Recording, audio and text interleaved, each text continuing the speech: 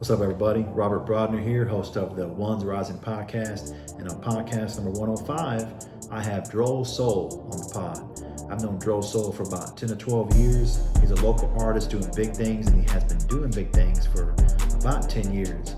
He talks to us about the rise and the fall, and we all go through it. And he talks about how he's gone through hard times and come up out of it. So we talk about life as well. We talk about everything. It's all about we really touched on giving out that right energy, to get what you want to get. And, it's a really inspiring story. Hope y'all enjoy. And there we go. Podcast number 105 with Drosol. What's up, man? Good to see you, dude. Likewise. It's kind of been overdue, right? Man, I appreciate the phone call you gave me a couple times, man. Just those words of reassurance. Because sometimes when you're on the path of being just doing your thing in life, you kind of know, and have someone you're very successful to say, dude, you're right there. It's okay. It's almost like just confirmation, just to keep it going.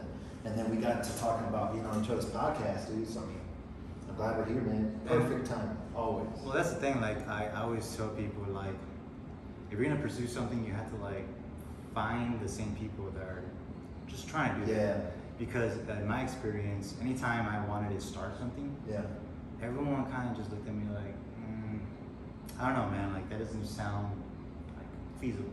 Okay. And I think a lot of times we, just as humans, we limit ourselves of what's possible. Yeah. And I think when just looking at what you've been doing, because I remember this was at. So we kind of know each other because didn't you do the body paint for the Kicking Habits event that me and my friend had? So that's when I first met you. That was back in 2010, 2011. Yeah. That was literally probably I was probably 6 months into body painting back then. And it's funny because a lot of people were like, man, you're really good, but what no one knew was I went to art school and I was a painting major. So some of that translates, right? Yeah. But back then, man, I was just trying to get my name in the mix and just recognize, because back then, bro, it was so taboo still. Oh, it wasn't like it is now. No, yeah, just before Skin Wars and stuff. Trying to be a body painter back then, good luck. Yeah. That's all I had to say, because there wasn't many doing it. There wasn't a lot of information about the material needed on any platform. Right. And the ones that did do it, they would fucking hold it like a magician. I'm not gonna tell you. Oh, they weren't trying to share with nobody. Nah. What's funny is that one of the guys that I'm not gonna mention because he's gonna, but he was known for body painting, and I ran into him at a club one time. I remember called Wish Club. Club Wish, 75. Yeah. Second level. Yep. Yeah. So that's funny enough. That's where I met the guy that knew how to body paint. Okay. And funny enough, a little later, that was kind of my first official gig by accident. Dude, because I was gonna say, I remember seeing some of the go-go dancers being body painted in clubs. That's kind of how I got into the scene. So I guess we go a little bit back. I find out about body painting through YouTube. I'm watching car body painting. Just random. No. I'm looking up car body painting. Okay. And a Sports Illustrated Heidi Klum video pops up. Oh, body paint. Yeah, I remember that issue. Yeah, back then I didn't know. I've seen. I didn't realize it was a real thing. Yeah. So I typed that up and I see these two old women painting Heidi Klum. Wow. And I'm like, whoa, these grandmas are doing this? Yeah, I remember that issue. Yeah. And so there was a video behind the scenes, and I'm like, wait a minute. And I just got done with art school. I'm back in Dallas. And I'm like, well, I love women. I love body painting. I love painting. So I was like, okay, body. So I tell my family, yo, I'm going to start body painting. Yeah. It was 2009. And my sister's like, you're a fucking idiot. Who's going to pay you to paint them naked? I'm like, someone will. Yeah. And here we are now. That's crazy, dude. I remember that issue, and I remember it was a thing they did for 1 year, but then I forgot about it. And to put two and two together, that's crazy. So if they would have never done that, you may not have got to body painting. Dude, like I said, I was just looking up car painting, and it just drew me up. Because at that point, I was over art school. I left my junior year. A little fun fact, college dropout. You left your junior year in college? Yeah. What college were you at? Kansas City Arts in Missouri. Okay, and you dropped out? Yeah, at the time it was ranked number 3 for undergrad. Okay. And I was pursued by Cal Arts, Parsons, just art institute Chicago, Right. admissions there. But what I didn't realize was like my art high school Booker T. I didn't realize how good it was until I went to that school everyone talked about, and it was a rerun every day. I'm like, wait, I know this shit. Okay. So I'm like, next thing you know, there's this franchise, the Ranchero. I don't remember that one. The Ranchero is like a supermarket. Yeah. Oh, cool. Well, yeah, well, check this out. When they're first popping in the scene, my dad was a contractor. He, for however reason, knew these guys, and they're like, hey, we hear your son's an artist. We want him to paint our stores. And at the time, they were $50,000 contracts. Yeah. And I didn't know shit about it. I was like, oh, no, I want to get a degree. Right. And next thing you know, I hear about like how my dad's been denying me these $50,000 mural contracts. Holy shit. And so finally, like, I ended up having an art exhibition in Fort Worth while I'm in school in Kansas. Okay. And it was like 324 applicants. And it was for 1 year in advance Okay. for a 3-man show. And I'm down here on spring break. I meet this photographer. She's like, hey, do you have anything? Yeah, here, boom. 6 months later, I get a call. Hey, you made it. And next thing you know, I have an exhibition. Forward later, I'm in art school having a critique, and one of my professors was like, yo, where's those gas mask paintings? And I was like, oh, yeah, I say we're working on some gas mask paintings. It's like, oh, yeah, they're not around. Like, why are they? Like, oh, they're in a gallery. Bro, that moment was all the clarity needed when, next thing you know, by the way, I'm doing great school-wise, Right. grades, everything, Yeah. GPA, everything. And I'm getting chewed out by my art professor for having an art gallery outside of school. Like they flew me down to Dallas, and I was like, you should not be doing exhibitions. You should be concentrating on your school and mastering this. Oh man. And They I'm were like, trying to let you make it. bro, no, that's the guy that didn't have the balls to go make it as an artist and decided to get that cushy job. And right then and there, I realized, why the fuck am I here? Yeah. And so I didn't want to waste my scholarship, so I was like, you know what, let me switch to design. So I did design. Yeah. Because that was like the second semester sophomore year painting, and they honor my credits, and I joined. And even the designers hate, oh, they'll fucking hate me now. They skipped me all the way to the junior level design program. Right. But I didn't do like the sophomore or anything, but because you were good. basically. Yeah. And so I did that, and once again, I was like, I don't want to be here. Like I realized I didn't want to sit down and just be in the computer. Yeah. So I was like, fuck it, I'm out. And like I did art school, bro, and kind of been leading my own path since then. That's awesome. Yeah, you have never stopped creating, as far as I can remember, all the way back to kicking habits. You've always been doing some type of creative work. Anyone that knows me growing up, that's all I was known for. Because I was always a kid in class getting in trouble prior to art school. Yeah. For that. Yeah. And what's funny is that how I found it was through my mom. Not that she encouraged it. Like my parents are not artistic whatsoever. Right. But my mom, like we came from very poor mere means. My mom didn't think toys was a thing to invest in. So what she did, which shout out to mom, she bought me crayons and paper. That was my toy. Yeah. And so when my cousins had the He-Mans and the Ninja Turtles, I'd be drawing mine but with like accessories. Yeah. Fuck, I don't have that fucking type of like whatever. Yeah. And in kindergarten, I would always attract the like kids, and my kindergarten teacher would call mom, hey, he's doing it again. It's like all these kids aren't paying attention because they're just drawing. Watching what you're drawing. And so from there, okay, so this is where I realized things would have, how much it would. So it got me to art school, right? I'm a first generation Mexican American. Went to art school, number 3. Guy like me wasn't supposed to go there. Because it never was like in my sights to go to art school. But then I'm like, what the fuck do I want to do? And I want to be a painter. Right. And the schools, okay, so I tell my parents after I talk to all these schools, offer me early admissions, and they're like, who do you think you are? Like, you think we got money for that? No. Yeah. Next thing you know, military schools come next week. And I'm hearing this guy tell me, hey man, you sign today, the Army, like, you get your $40,000 like sign.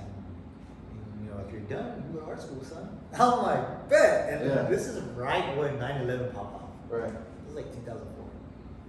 Like, so everyone's getting recruited and just shipped off to Afghanistan.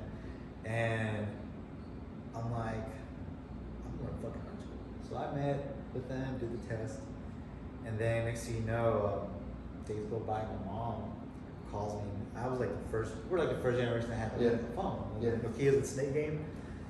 I get a phone call, and my mom's like, "What the fuck? You're not fucking going to the army." I'm like, "Wait, what? Like, how do you know?" Like, because back then they sent you a letter. No, they left the answering message answering machines. Back in the day, the cassettes. Your family for of course. That's how they found out. Like, motherfucker. So next thing you know, I was like, no, I'm not gonna go. I was like, fuck them, I'm gonna go. And so after talking to them, they're like, I was like, well, I want to go to art school. You're not going because you're gonna die. You just go there. Yeah. Next thing you know, like 2 days go by and I go get out of school and I was like, you know what? Fuck it, I'm gonna sign up. I just gotta sign up. That's it. I signed the final In paperwork. the military. And I go there. Is it right here in Oak Cliff, Wynwood, at one location? Oh, were they? Yeah. There forever. Yeah, bro. So how many souls did they take? So I go, and this guy busts out his, fucking. He's ready. His pen signs all those motherfuckers. And he's like, "Are you ready, man? 40,000 ready as soon as you sign it." And next thing you know, I'm like, "Sure." And I get a phone call as I grip the pen.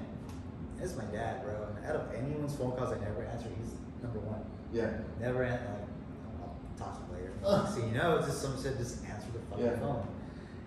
So I'm literally like this, about to sign it. Yeah, and like, but motherfucker, I'm like, hello, and he's like, stop whatever the fuck you're doing. I was like, why? He's like, you just got a letter in the mail. I'm like, what letter? He's like, Kansas City. I'm like, and? It's like, I'm kind of busy here, and he's like, you got in. I'm like, and? Yeah. He's like, don't sign anything. He's like, you're going to school. He's like, you got a scholarship. Like, how much? Like 85%. He's like, the rest will figure it out. Yeah. And then I was like, you're bullshitting me. There better be a fucking letter when I get back. Yeah. And I get my sister on the phone. Like, no, he's not bullshitting. He's like, you're going, dude. You're going. Hell yeah. The next thing I was like, bet. It's like, bet. Get off the phone. Like, all right, son, you ready to sign? I'm like, we'll go to art school. You got accepted in art school, man. Fucking ripped the contract, walked I out. bet you was pissed. Or no, he had a reaction, or? You just couldn't believe it. But for me, it's like, well, what would have happened? Yeah. Like, that's milliseconds. Yeah, bro, because like I could have been like a casualty, or you never know what's gonna happen, bro. That's the thick of it all. Yeah. So then you go there to school in Kansas, you drop out as a junior, and you kind of been doing your own thing ever since. What? Yeah. I want to ask, like, what's the main thing these days, or is there not a main thing? It's kind of Like my focus. Yeah. Okay, so I think that evolved over time. When I dropped out, I was just gonna be an artist, like painter, muralist. Right. Because I'm hearing about these $50,000 contracts that was being passed on my behalf. Right. So I'm like, motherfucker, next thing I get there, they already found their guy, and he's doing it at a cheaper rate for 34. I'm like, motherfucker. Alright, so bet. So next thing you know, I'm just doing my thing, bro. Literally flipping paintings any and everywhere. Yeah. Next thing you know, I get into doing murals. I started at this comic book store in Grand Prairie. And next thing you know, I stumbled into body painting like a couple months later. Yeah. That was the focus. And then it got to the point where I got a little salty, bro. Where it got to the point where, when you kind of been doing something for a little bit and you're kind of just known for that. Yeah. It got to the point where everybody knew me as just a body painter. Right. Nobody knew I was the artist. And Oh, so they thought you used your body paint. That's all you yeah. could do. And I was like, bitch, Yeah. I went to art school. I was a painting major. Since high school and college. I was like, no. So from there, I started dabbling going back to painting, because when I body painted, dropped painting for like a year. Then it was body painting, and then I was doing collabs with photographers because I didn't have a camera. Next thing you know, those motherfuckers are selling my body paints and claiming it as theirs. I'm like, shit. They're saying the body paints that you did, they did? Oh, bro, back then, like, it was like 2012, 2013. Oh, they would take pictures of it and be like, oh, this is my work. Dang. So next thing you know, I invested in a little Nikon 3300, and I started doing my own shit. I was like, all right, how can I prevent this? Yeah, okay, I got you. And this is how the whole That's how you start getting into well, the thing is, like, I took photography in school, like, but in high school we did film, so like developing in the black room. Yeah. So I started from that. Yeah. Then I went to art college, and my buddy was a photographer, and that's when the digital started. Like I was right in that wave. And I used to go with him. We used to do this thing called the Fashion House in Kansas City, and I was like the lighting guy. And so like I always knew about it, just never invested. And so finally I invested a little bit of money. Next thing you know, that's cool. I'm starting to do gigs. And then my friend asked me one day if I could do those jeans, those body paint jeans. And I was like, yeah. And he's like, well, oh, I remember that. Yeah, I was like, well, it's like, well, why don't you like start a channel and do it? And I'm the type of guy like, well, I always thought like I could do it better. Yeah. But then like when someone challenged me, I was like, yeah, I'll fucking start a channel. The whole idea was just to prove that I could do it. Yeah. And next thing you know, that kind of opened this whole world up, dude. Because from getting into that space to YouTube, I learned how to edit, and I threw myself in the deep. I was like, all right, what's the standard of Adobe Premiere Pro? All right, fuck it. Yeah. And I taught myself, went to YouTube University, how to. Eventually, I had enough tools in the kit where I got a job with #1 plastic surgeon in the world. And my dad was like, I got imposter syndrome. And I was like, yeah, I'm not even qualified to be this guy. Like, but look at it this way, getting paid to practice. Right. So for 2.5 years, I just practiced. Yeah. And now I'm the guy. I have now a media company and fucking doing everything now. That's time. But it's one of those things that like, if you follow your path, other doors will open because of that journey. And then eventually you're gonna get to this place that you never foresaw. But it's not like it took you away from your head. If anything, you just added more to it. Yeah. And that's kind of where I'm at right now. Yeah. Because like a week of mine will be like Monday, I'll probably have a meeting with a client about content for their channel. Tuesday, I'll be shooting for my channel. Wednesday, I'll do a body painting gig. Thursday, I'll be working on a mural. Friday, I'll be doing an oil painting. Saturday, I'll be doing a photo shoot. Yeah. And it's a mix every day like that now. That's badass too. And that's the thing that works, because it got to a point where I got stagnant of just doing body paint. I'm like, I can only do this and be so excited, like kind of like OBGYN. I'm like, I see one more fucking it's like that. Like, I see one more pair of titties. Like, it's just boring, bro. And then it got to the point where when I was doing the thing with the plastic surgeon, it was part time. I only worked 3 days a week, so I had 4 days to do my shit. Right. Next thing you know, I was doing like the Lorenzo, XOXO, I'm doing this shit, I'm doing. So you do the stuff with the Lorenzo? Bro, I got that contract the second week of shutdown pandemic. Dang. Like, talk about luck. Like, dude, that place is dope. That place is dope. So that was kind of the reason I had my exhibition there. The owner, Larry Hamilton, he sponsored it. Gave me the ballroom, and then since I painted their taco spot, the taco was my sponsor for the food, and then my boss sponsored the show and the raffle. So I had like $17,000 worth of sponsorship. Dang. Just to throw myself an art party. And from there, I did a charity for this girl who had a tumor in her nose, and my boss at the time revised it, and she had a kid. She had a picture of her, and she looked like a clown, like with a set of Redos, Ray nose. And I made a painting of it, and my show was called Vanity, it was plastic surgery, so I had the #1 guy sponsor it, and all my work was about that. And I asked her mom, I was like, I want her to be the light to the story. Her name was Logan, so she started a GoFundMe called Logan's Light, and that we raised 10 grand. Dang. And so that now is going to become a foundation in itself, and it's kind of just because of my show. And it's, that to me is my biggest thing, is like, I want to help people. And when I did that, it just come from like, I'm going to do this again. Yeah. And the only way you can help people is by creating more for yourself as far as wealth. Yeah. So Stay on that path. Yeah, I want to be a philanthropist. I want to give back, because you always hear people give back. They're just saying it to say it. Like that night at my art show, bro, I didn't sell anything. I didn't even want to sell anything. Right. I had people off like, nope. It's like, because I was like, I want to take this to the DMA, but like for me, it was like, why'd you all this fucking money spent? What was it for? I was like, that, man. Yeah. For that. That made it worth it. Yeah. Yeah. And so for me, it's. I've been in the DMA. I've been in exhibitions at the Trauma when I was in high school. Yeah. Like, that's how good that high school is, dude. And so like I got a taste of the art world, all the politics, all the hands, which I was like, eh. Yeah. Then I got a taste of the limelight, got caught up with that, nah. But now it's like, okay, I'm gonna be my own boss, and Yeah. I'm gonna have full control of what I do and what I say, and that's kind of where it's at now. But that's where the motherfucker's at too, because it's like, how do you stay motivated? How do you stay consistent? And just every day, right? I was gonna say, you know, doing it for what you do, being a philanthropist and giving back, that almost gives you more reason to stay on your path. No, because you have to level like there's a like when I left that job with the doctor, dude, I was making over 6 figures. Yeah. I've never in my life been close to that. Right. Ever. Right. And then next thing you know, I got everything, I got the nice ride, I got the watches, I got the loft, I got the girl, I got everything. And then I realized none of this shit mattered. That was the funny part. Yeah. When you get to that point in life where money isn't really Yeah. That's stuff that the ego likes. well, no, it's what society tells you should like. And when you get there, you're like, this is the bullshit they're selling us. Yeah. I'm out. Yeah. No, and that's what happened. Right.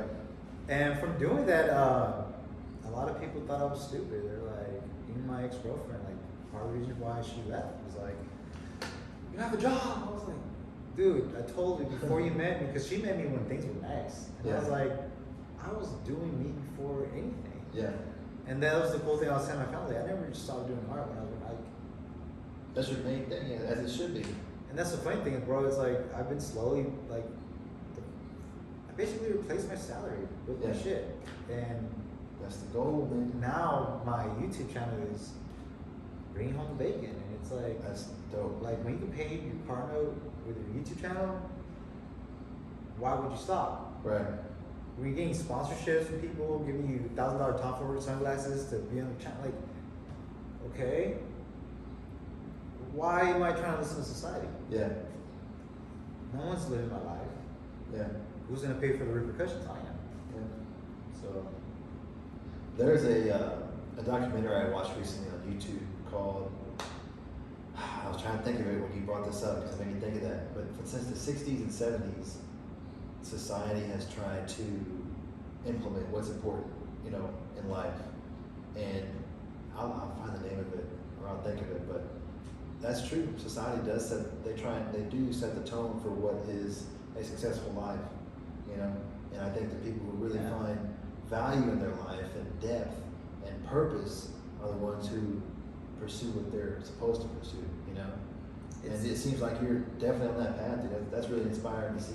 well, it's kind of like I've done this all my life. Yeah. You know, like professionally at 15 and up. That's amazing. In teenage years to be I'm doing now that. 37. Yeah. So that's 22 years Yeah. of just art. Why would I? What the fuck would I do else? Yeah. Like I'm not gonna start over on some shit that I'm not even. Yeah. Because this is another thing I realized when I was working, making all that money, and I saw how miserable everybody was at corporate world. Oh, yeah. Like just miserable, and they all have their nice houses and white picket fence, but they're fucking It's miserable. just, is that what they call a facade? You know, like it's just. Yeah, man, and you know, Yeah. they get stuck in this life because they have to maintain the bills. And, you know, Yeah. and it's You get trapped. exactly, bro. Yeah. You get trapped, and you know, like being in my mid-30s, I realized I'm in my last run in my prime. Oh, you better not say that, man. No, Like I tell my no, best no. friends, then we just getting started. No. What I mean by that is like, okay, in my head, there's like how I see like where you should be in life, you know. And I'm the poster child of fuck ups. I can tell you this much. I always thought I was supposed to be somewhere by the time I was 24. When I didn't get there, Oh, okay. it fucking Right. hit me, right?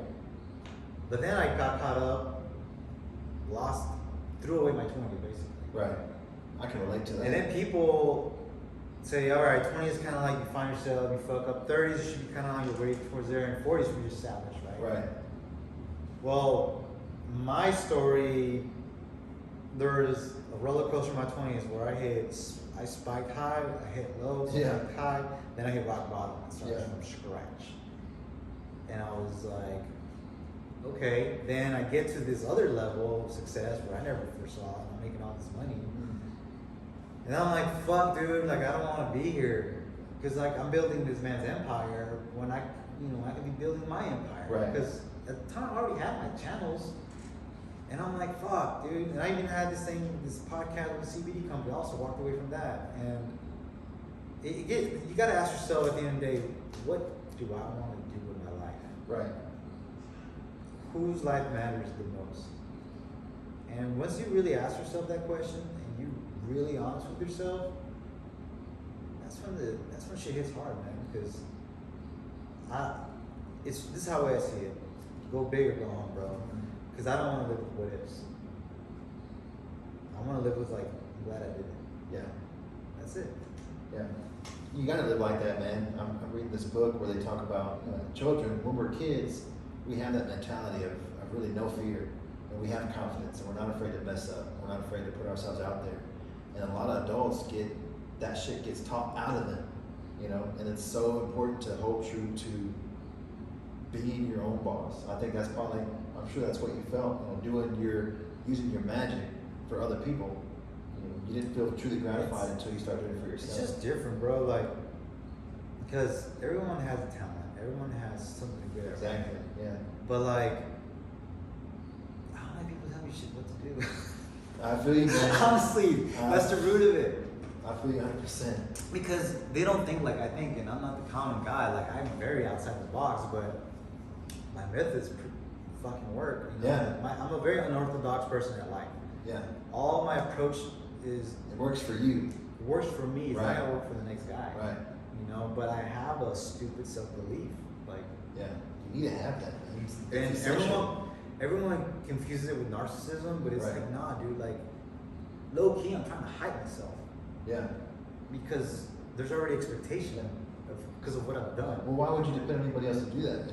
We No, what I'm saying is like we're human. Like, you're gonna doubt yourself sometimes because Yeah. sometimes you get something that's the next level. You're like, fuck, am I ready for this shit? And Yeah. it's like That imposter syndrome. Is that what it is?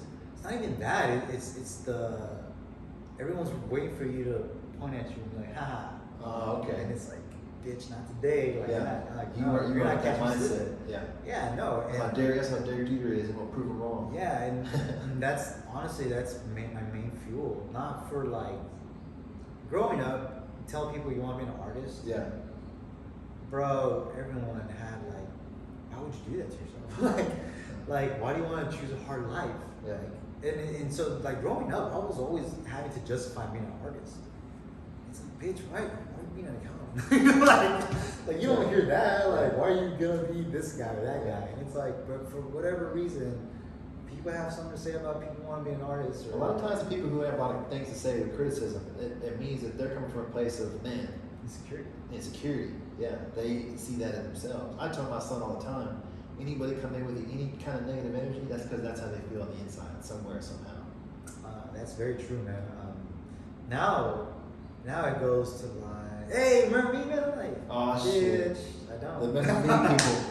Hey man, remember me? Like, this is the thing, man. It's like I've lived quite an interesting life, and I've had waves of moments where I've seen a lot of fakes come out of the woodwork. Right.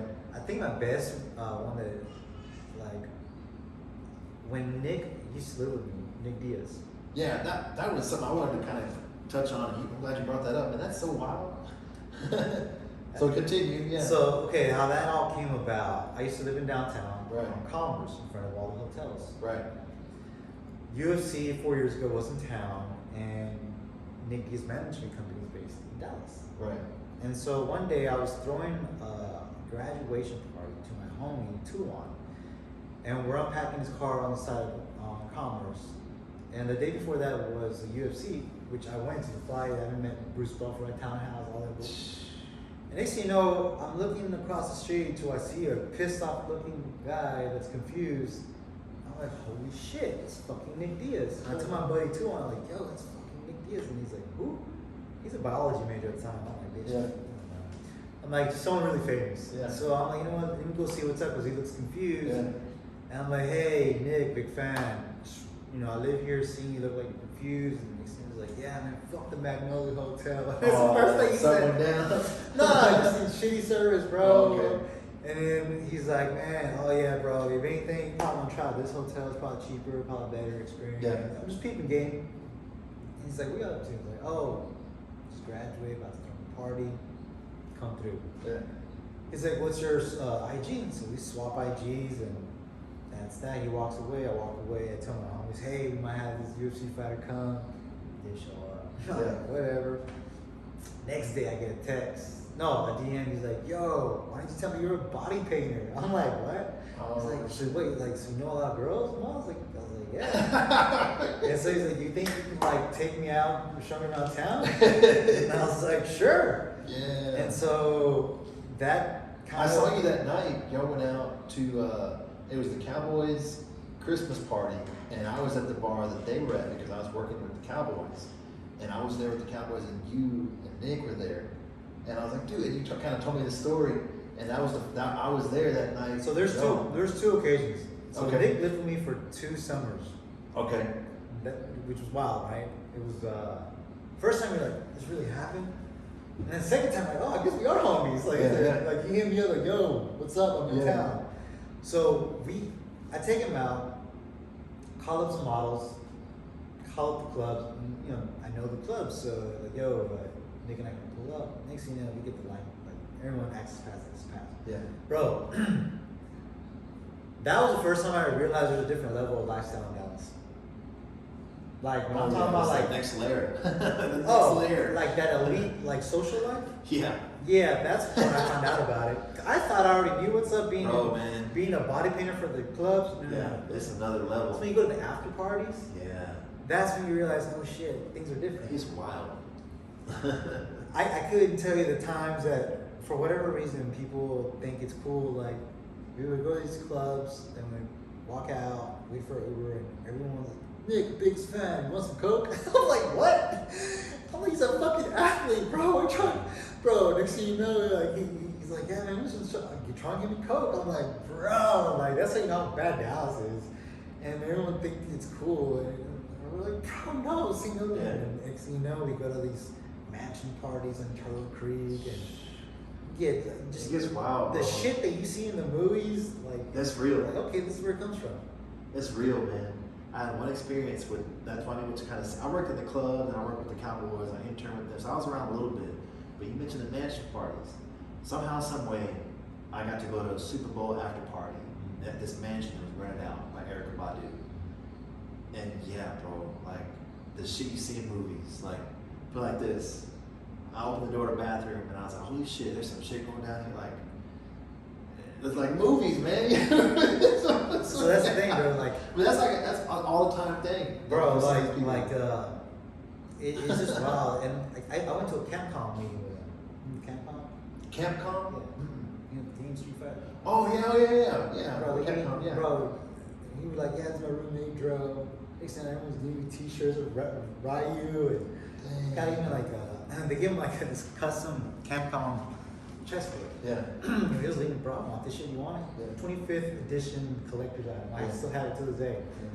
Shout out to Nick. That's so crazy, so man. yeah, bro. So when that happened, everyone was like, "Yo, Pedro, Dro, yo, what's up?" And these people that were like nowhere to be seen during the hard times, and my family members, like, "Yo, Oh, can that's we meet Nick?" fucked up, man. I was like, no That's response. messed up, man. No response. So like that was my first taste of that. Yeah. And now it's like same thing with Zeke. It's like, Yeah. no, Yeah. like that's not how life works, guys. Yeah. Like you're here for my shining moments, Yeah. but not for my dark side. Yeah, you gotta be here for like the realness. Bro, if you knew my real story, you would know like shit wasn't easy for me, bro. Uh-huh. Like I said, I got caught up in my 20s. Like me and alcohol didn't get along, Yeah. and next thing you know, fucking lost everything, started from scratch, moved to downtown with the goal to get back. Didn't have a car. Yeah. I'm being an artist, and everyone laughed at me, bro. Yeah. And I would walk miles to submit bids that I wouldn't even get. Damn. On foot, bro. And so when people see me like pull up in a Jag and with my fucking watches now, it's like, nah, bitch, I earned this. Yeah. Like from the ground up. Yeah. And then that's the thing is like, I take pride in that kind of shit because like I've lost things before, but to know you can always get it back, that's the real power. Dude, that is real power, and that's that self-belief in yourself that you can achieve it. That's inspiring, man. People gotta hear that story because people don't experience hard times. They think, oh, my life is just so hard. No, man. But you gotta experience those hard times to kind of really appreciate. You gotta. I think almost everybody's got to experience some kind of hard times and make their way through it. You gotta face adversity. Yeah. I think my life is, if I look at my life, it is defeating adversity. I don't think I've ever had it easy growing up. Ever. Yeah. Like, you can name a topic, been there, done that. But what I'm saying is that I learned at one point, if I get comfortable with the uncomfortable and welcome the chaos, Right. I think it breaks me. Oh yeah. And when you embrace the fucking darkness that life has to offer, and Yeah. all the trials, once you get comfortable with that, that's when you get dangerous. Yeah. As far as like success goes. Yeah. Because it's like, all right, you say no to me? Yeah. That's nothing. I mean, welcome those You're able people. to operate in the sphere of yourself rather than the things. Yeah, that bro. are Because around like, you. what the problems of like, oh, I'm gonna get this thing, like that's minuscule in comparison to shit I've been through. To where it's like, okay, well, let's go on to the next. Yeah. And it's a numbers game, bro. Eventually, you're gonna hit a yes. Exactly. Just like in sales, man. Go chase the no's because you know the yeses are gonna come. So it's almost like you're chasing them just the numbers. And eventually, like, here's another example. A couple weeks ago, I just sold the licensing rights to a commercial for a video game. It's international. Yeah, dude. A mural. Oh yeah. It just happened right here downtown. And That's badass, dude. Congrats on that. thanks, man. So I'm a published artist for Cart Drifter, which is made in Korea. And so Okay. I didn't really realize the grand scale of it until like my niece. Oh my god, yeah, me and my friends play this all the time. I'm like, oh shit, like PS5, Xbox, PC, all that. I'm like, oh Yeah. shit. And so like once that happened, it confirmed like me quitting, walking away from my boss. I'm like, oh bro, Yeah. because I'm like, I'm monetizing YouTube. That's hitting. I'm now on Spotify. That's going well. The body paint's going well. The art's going well. Yeah. Now, like, it's just confirmation that Yeah. keep going. Just keep going, man. Exactly. I love that, dude. That's a beautiful story, Drosol. I'd like to ask everybody at the end of every podcast, right? What is a message you would like to put out to the world? Based on what you've been through in your life and tribulations and where you are now. And you mentioned right now staying on the path and just all of that. What would you like a saying or quote that you have or go by, or what would you like to put out to the world to let people know, in their own way to keep on the path? It's funny you say that. I do the same with my podcast. That's I always great tell- minds think alike. I always say, if you have a goal and you really want to achieve this goal, you have to set small term goals to get to those long term goals. Because it's very easy to get basically what's the word? Discouraged when you don't hit that goal. So by not trying to like aim for the top, you want to build your way up. Right. And that's with anything.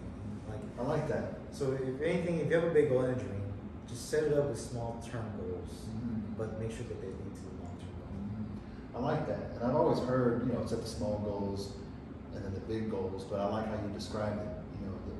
When you're just going after the big goal and you don't get it, there's nothing else for you to kind of fall back on. You got those short-term goals. You have a lot of things you can kind of focus on. Let's say you hit 8 or 7 of those 10 goals you set that are short-term. Yeah, You still come out successful. That's what's it's up. kind of like, it's how I tell people. I live my life by this expression called life by design. Set up your life the way you want it. That way, You're living it. you're living it. Man. Yeah, but it's, I like but, that. but it's putting in the work for that. That's Yeah. the motherfucker. To get there. Exactly. Yeah. But once you do it, and then it falls in place, and you're like, well, goddamn, I'm here. Yeah. So, It's about that self-belief, man. Just like you said, Drosol, man, that was beautiful. And thanks again for coming on the pod, dude. appreciate it being You on. finally did it, man. It's a pleasure. Thanks, and you're about to hop on mine now. Exactly. I look forward to it, man. Appreciate it, man. Good Yeah. talking to you. For sure. Boom. Good shit, man.